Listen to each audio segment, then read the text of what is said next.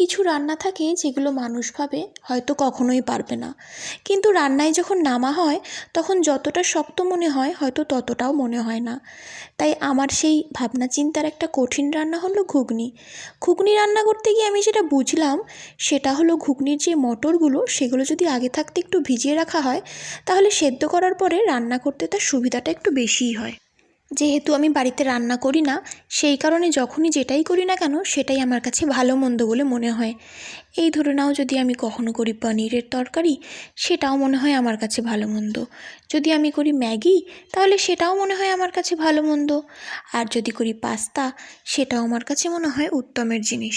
তাই চেষ্টা থাকে যেটাই রান্না করি না কেন রাত্রেবেলার ডিনারে যেন সবাই একসাথে বসে গল্প করে খেতে পারি। তাহলে তার আনন্দ এবং একত্রিত একটা যে অনুভব সেটা খুব ভালোভাবে বোঝা যায়।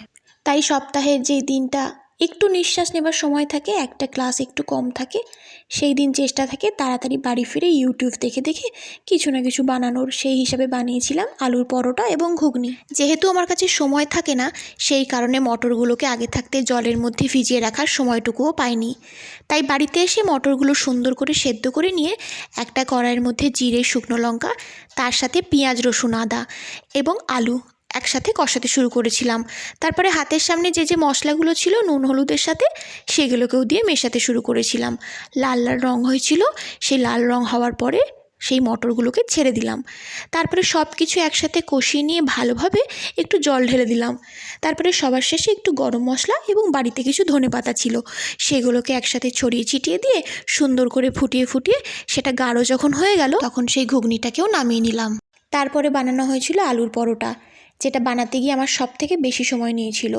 আলুগুলোকে সেদ্ধ করে নিয়ে তার মধ্যে পেঁয়াজ, ধনেপাতা এবং বাড়িতে থাকা কিছু মশলা নিয়ে সুন্দরভাবে মেখে নেওয়া হয়েছিল। ময়দাটাকে ভালোভাবে মেখে নিয়ে সেটাকে লেচি করে তার মধ্যে আলুর পুর দিয়ে ভালোভাবে বেলে নিয়ে তাওয়া বা চাটু যে যেটা বলো, তার মধ্যে সেই পরোটাগুলোকে সেঁকে নিয়ে অল্প অল্প তেল ছড়িয়ে সেগুলোকে সুন্দর করে ভেজে নেওয়া হয়েছিল। তারপরে সমস্ত পরোটাকে একসাথে একটা একটা করে তুলে নিয়ে হটপটের মধ্যে তা গুছিয়ে গুছিয়ে রাখা হয়েছিল। হটপটের মধ্যে রাখার এটাই কারণ যাতে খাবার সময় নরম এবং গরম থাকে। কিন্তু জানি না কেন আমি এর আগেও আলুর পরোটা অনেকবারই বানিয়েছি, এই বাড়ির আলুর পরোটাটা একেবারে নরম তুলতুলে হয়েছিল, যা রুমালকেও হার মানাবে, যা খাবার সময় বাড়ির প্রত্যেক সদস্য সেটাই বলছিল। আলুর পরোটাটা এতটাই নরম হয়েছিল যে দুটো আঙুলের মাধ্যমে টান দিলেই সেটা চিড়ে যাচ্ছিল এবং এগরোলের মতো রোল করার সাথে সাথেই সেটা রোলও হয়ে গেছিল। ভীষণই নরম, তুলতুলে এবং একটি রুমালের মতো মনে হচ্ছিল।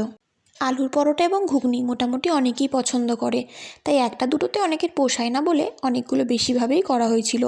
কিন্তু খাবার সময় যেটা দেখলাম, এতটাই মোটা মোটা সুন্দর পুর দিয়ে আলুর পরোটা বানানো হয়েছিল আর এতটাই তুলতুলে নরম ছিল যে দুটোর বেশি আমি একেবারেই খেতে পারিনি। রাতের খাবারের জন্যই আলুর পরোটা আর ঘুগনি বানানো হয়েছিল, কিন্তু যেহেতু আলুর পরোটার যে আলুর পুর সেটা অনেকটা দেওয়ার কারণে আলুর পরোটাগুলো অনেকটা পরিমাণে মোটা মোটা হয়েছিল। সেই কারণে সবাই প্রত্যেককেই নিজের নিজের পরিমাণ অনুযায়ী একটু কমই খেয়েছিল। অল্প খেয়েই সবার পেট ভরে গেছিলো, তাই বাড়তি পরোটাগুলো আমরা রেখে দিয়েছিলাম। সকালের জলখাবারে যেই যার পছন্দ মতো সে সেই হিসাবে সে তার ব্রেকফাস্ট সেরেছিল।